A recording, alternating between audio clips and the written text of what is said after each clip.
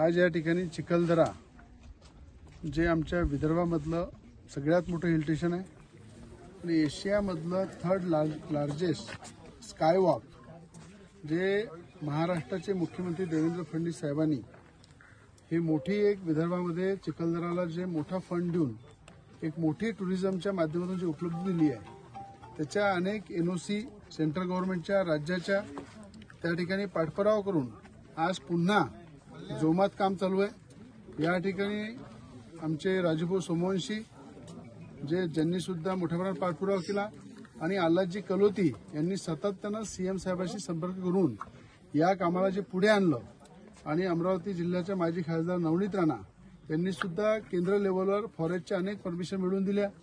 राज्य लेव्हलच्या परमिशनसाठी मी पाठपुरावा केला आणि आज अत्यंत गतीने चांगल्या फास्ट गतीने या ठिकाणी स्कायवॉकचं काम चालू आहे आणि येणाऱ्या 4 महिन्यामध्ये हे जनतेसाठी सुरू होईल।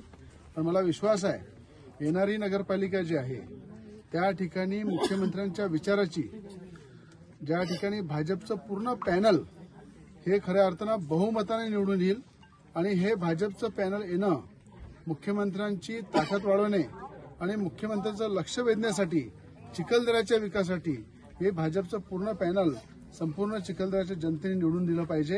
कारण की चिखलदरा हे आपल्या विदर्भातलं नंदनवंत आहेच, पण या पर्यटन स्थळामुळे या ठिकाणी अनेक लोकांना रोजगार मिळेल। या ठिकाणी मोठ्या प्रमाणात पाण्याची व्यवस्था मोठ्या प्रमाणात केली जाईल। स्कायवॉकच्या माध्यमातून एशियामधला हा थर्ड लार्जेस्ट स्कायवॉक याचं खऱ्या अर्थानं उद्घाटन झाल्यानंतर या ठिकाणी आणखी चिखलदऱ्याची मोठ्या प्रमाणात वैभव वाढेल आणि याच्या उद्घाटनाला आम्ही सगळे मुख्यमंत्र्यांना आणू आणि मुख्यमंत्र्यांच्या शुभ हस्तेच याचं लोकार्पण करू।